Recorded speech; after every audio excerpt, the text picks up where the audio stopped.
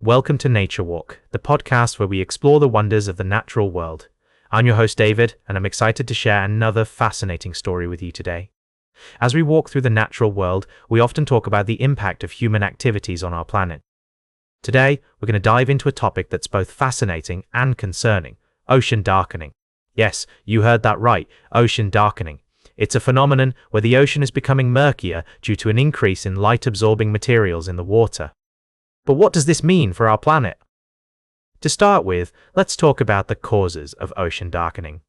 One of the main culprits is agriculture. Fertilizers, soil, and organic matter washed off from fields can end up in rivers and eventually make their way into the sea, increasing the amount of light-absorbing material in the water. This can have a significant impact on coastal waters, which are particularly sensitive to what happens on land.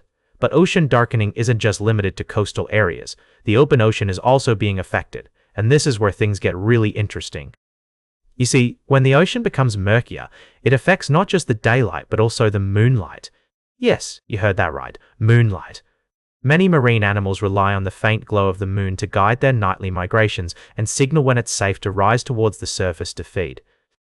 As the ocean becomes darker, this weak light struggles to penetrate the water, which can have a subtle but meaningful shift in the underwater nightscape. The thin layer of ocean illuminated by moonlight may become shallower, compressing the nighttime world of these creatures closer to the surface. This can potentially reshape who meets whom in the dark and have significant implications for the entire ecosystem. But what about the global consequences of ocean darkening? Well, it's not just about the marine life. Ocean darkening also matters for things like carbon cycling. When zooplankton don't go to such great depths as before to avoid predation because the light level is constricted to that top level, they're not as efficient at taking carbon out of the atmosphere. This can have significant implications for our planet's ability to regulate its climate.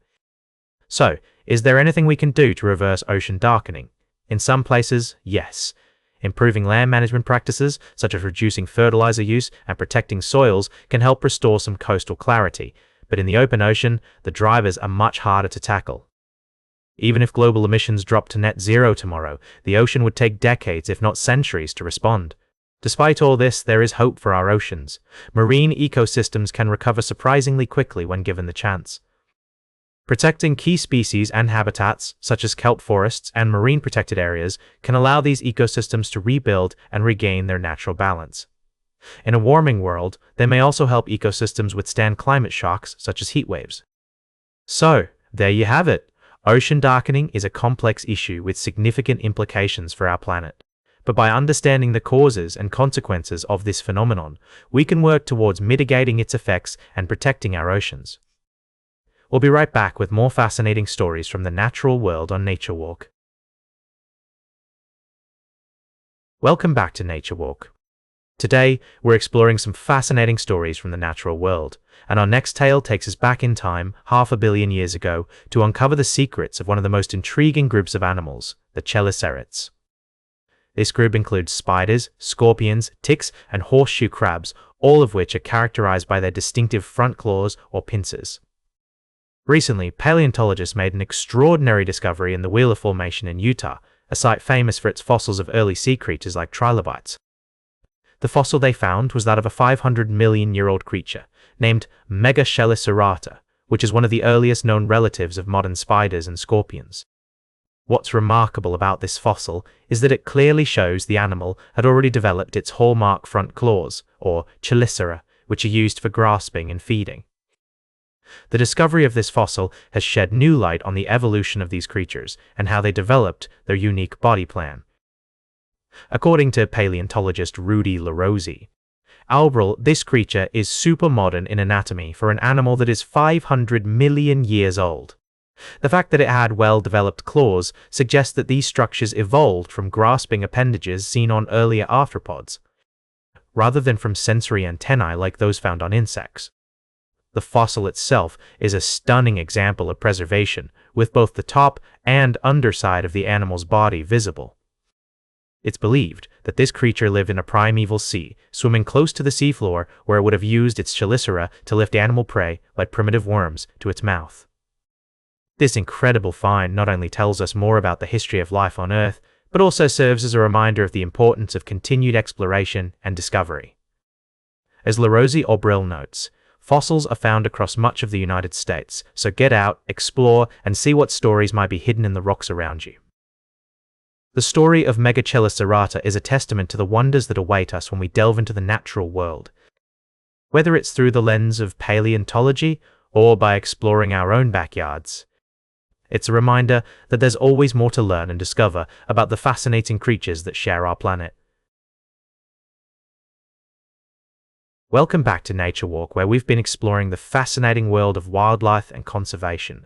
As we conclude today's journey, I'd like to take you to a very special place, where the care and dedication of humans are making a real difference in the lives of some remarkable birds. Imagine a world where owls and falcons, parrots and cockatiels receive pedicures and talon trims, just like we might give our pets a nail trim. It may sound unusual, but at the New England Wildlife Center in Massachusetts, this is a regular occurrence. You see, many of these birds, rescued from injuries or other challenges, cannot be returned to the wild, and so the center's staff steps in to provide the care they need to thrive. As Greg Mertz, CEO of the New England Wildlife Center, explains, they're not faced with the abrasive nature of the outdoor world. They're not grabbing on trees and flying from place to place. So the nails grow longer, and because they're living in such a pampered environment, they need to be physically trimmed by us. It's a process that requires great care and attention to detail, as the staff uses files and clippers to shorten and smooth the bird's talons. But it's not just about functionality, it's also about providing a sense of comfort and security for these magnificent creatures. As Mertz notes, they feel somewhat secure in those settings.